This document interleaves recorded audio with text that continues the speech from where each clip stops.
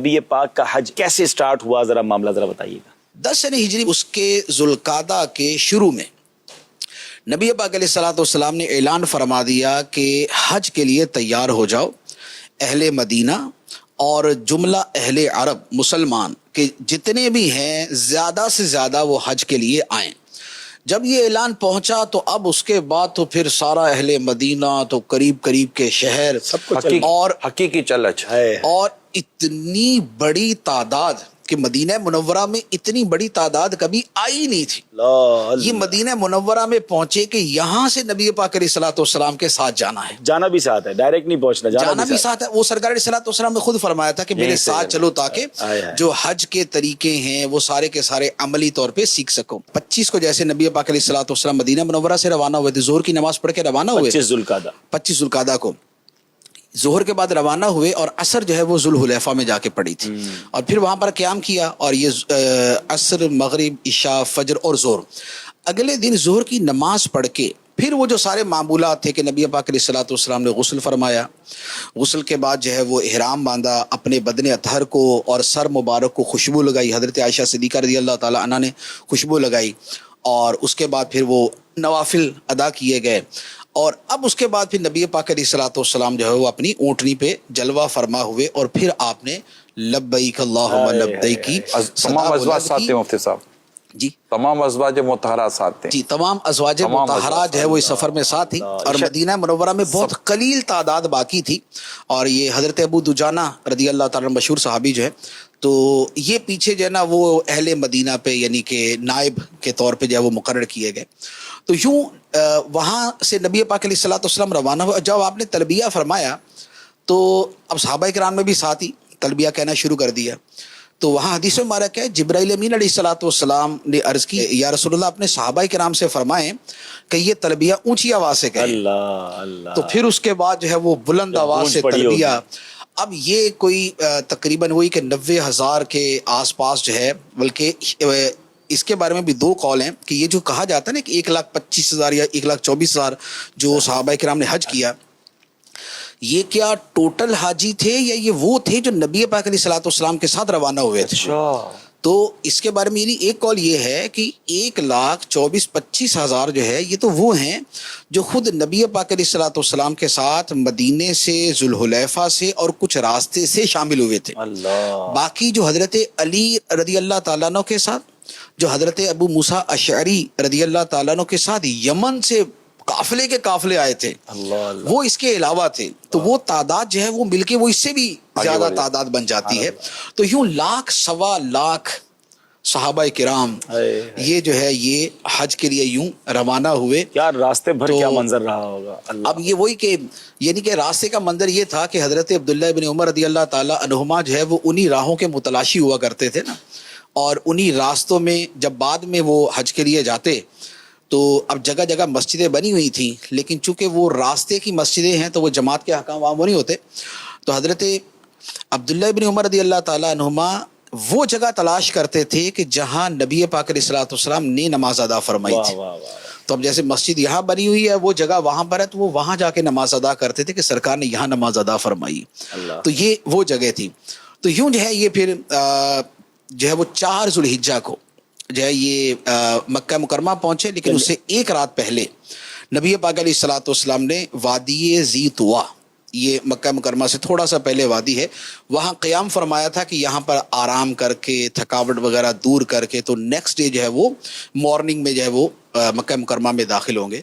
تو پھر یہ ہوا کہ سرکار علیہ الصلوۃ والسلام نے وہاں آرام فرمایا، اور اگلے دن جو ہے پھر فجر کی نماز کے بعد مکہ مکرمہ۔ یہ 7 دن آلموسٹ لگے، 7 سے 8 دن۔ جی تقریباً 7-8 دن کا 7-8 دن کا جانا تھا، اور واپسی جو ہے تقریباً 10 یا 12 دن کی ہے۔ اچھا، یعنی اتنا لمبا ٹریول گھوڑوں پر اور اونٹوں پر یہ سفر ہوتا ہوگا۔ نمازیں 3 راستے میں، پھر صحابیات ہیں، اور ساتھ میں سفر جو ہے اس زمانے میں ویسے بھی اسی طریقے سے ہوتا تھا، کہ سفر اسی طریقے سے ہوتا تھا کہ 6 گھنٹے تقریباً سفر ہوتا تھا، اور اس کے بعد جو ہے پھر یعنی کہ दोपहर के बस सपहर के करीब करीब जो है ना वो पड़ाव डाल देते थे, अच्छा। फिर नेक्स्ट डे जो है ना वो फजर के बाद ही चलते थे। तो ये सफर का तरीका उस जमाने में ये हुआ करता था। अच्छा, अच्छा, शाम तभी ये में जो है रात- ना ये 92 किलोमीटर का हिसाब जो है ये सारा उसी एतबार से ना, ठीक है। वरना तो आप 12-12 घंटे रोजाना चले तो 2 दिन में पूरा कर लें वो, ठीक, लेकिन वो जो 3 दिन है तो वो असल में इसी एतबार इसी से। एतबार से।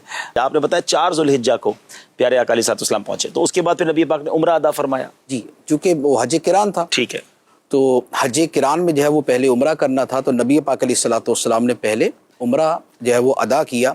और उसमें फिर वो मुख्तलिफ दुआएं भी हैं ना उसमें, कि जैसे जब आप मक्का मुकरमा में दाखिल हुए तो उसकी दुआ, फिर उसके बाद जब आप मस्जिद हराम शरीफ में दाखिल हुए, खाना काबा पे नज़र पड़ी तो खाना काबा की अज़मत व शरफ़ में ज़्यादती की दुआ जो है, जो आम तौर पे हमारे यहाँ भी किताबों में लिखी होती हैं, पढ़ते, तो ये बेसिकली वो सुन्नत दुआ है, तो वो दुआ की। और उसके बाद फिर नबी पाक अलैहिस्सलाम ने जो है वो हजर असवद को बोसा दे के, तो उसके बाद जो है फिर खाना काबा का तवाफ़ शुरू किया। और ये जो तवाफ़ था इसके अंदर वो इस्तिबा भी था, यानी कि ये जो दायां कंधा खुला रखा जाता है 7 फेरों में, तो ये भी था। और जो शुरू के 3 चक्रों में जो रमल किया जाता है, तो रमल भी नबी पाक अलैहिस्सलाम ने किया।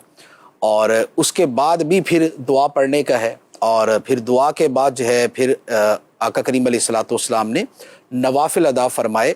और उसमें यह था कि मकाम इब्राहीम जो है वो दरमियान में, खाना काबा आगे, और सरकार सल्लल्लाहु ताला अलैहि वसल्लम इस तरफ। और यहाँ पर जो आपने 2 रकात जो नमाज नफल तवाफ़ हैं वो आपने अदा फरमाए, वाजिब होते हैं, ये आप नफल कहा जाता है, तो आपने उन्हें अदा फरमाया। और उस वक्त आपने ये आयत मुबारक भी पढ़ी, वत्तखिज़ू मिन मकाम इब्राहीम मुसल्ला। और इसी तरह यहाँ के बाद फिर आब ज़मज़म पीने के बाद जो नबी पाक अलैहिस्सलाम सफ़ा मरवा पर गए, तो सफ़ा मरवा पे जाके भी उसकी मुताल्लिका जो आयत थी, इन्न सफ़ा वल मरवता मिन शाइरिल्लाह, इस आयत मुबारका की तिलावत की। तो ये जो है ये एक पूरा जो है ना वो लिपटना भी है। जी, मुल्तज़म से लिपटना भी है। तो इसमें एक जो चीज़ जो है वो बयान करने की है, वो ये भी है कि कुरान पाक की जो आयत वाह वाह, जिस मौके के एतबार से हो, अगर आदमी को वो याद हो और उस मौके पे वो पढ़े और उस पर सोचे, वाह वाह, तो उससे एक ज़ौक़ में और कुरान फहमी के अंदर बड़ा इजाफा होता है। मैदान अराफात में हाज़री की एक फ़जीलत ये है कि इस दिन बख्शिश कर दी जाती है। तो जिन्होंने ये वाला हज और मैदान अराफात की हाज़री सरकार दो आलम सल्लल्लाहु ताला अलैहि वसल्लम के साथ की थी, उनके लिए ये बख्शिश का मुजदा और बख्शिश की मगफिरत की बशारत जो है वो किस आला दर्जे की होगी कि वहाँ पर उन सब की बख्शिश की दुआ भी खुद नबी पाक अलैहिस्सलाम फरमा रहे हैं। 9 ज़िलहिज्जा दीन मतीन की तकमील की तारीख भी कहेंगे हम। जी, हज्जतुल कमाल और हज्जतुल तमाम जो है वो इसी एतबार से है। नबी पाक अलैहिस्सलाम ने जो जबल रहमत के पास खुतबा इरशाद फरमाया था, उस खुतबे के बाद ये आयत मुबारका उतरी थी, अल-यौम अकमलतु लकुम दीनकुम व अतममतु अलैकुम निअमती व रदीतु लकुमुल इस्लाम दीना, कि आज मैंने तुम्हारे लिए तुम्हारा दीन मुकम्मल कर दिया और तुम पर अपनी नेमत को मुकम्मल कर दिया और इस्लाम को बतौर दीन के तुम्हारे लिए पसंद कर लिया। यह आयत मुबारका उस दिन नाजिल हुई। और इसी आयत के बारे में सैयदना उमर फ़ारूक रदी अल्लाह ताला अन्हु से किसी ने कहा था कि ये आयत अगर हम पे नाजिल होती, यानी बनी इसराइल यहूदियों में से किसी ने कहा था कि अगर हम पे नाजिल होती तो हम इसे ईद बना लेते। तो आपने फरमाया कि मैं जानता हूँ कि जिस दिन ये आयत नाजिल हुई थी, मुराद ये कि वो हमारे लिए ईद ही का दिन था। एक तो अराफा का दिन था, हज का दिन था, तो हज का दिन ही हमारे लिए ईद का दिन था और ऊपर से वो जुम्मे का दिन था, वाह वाह वाह, क्योंकि हज जुम्मे के दिन हुआ था वो।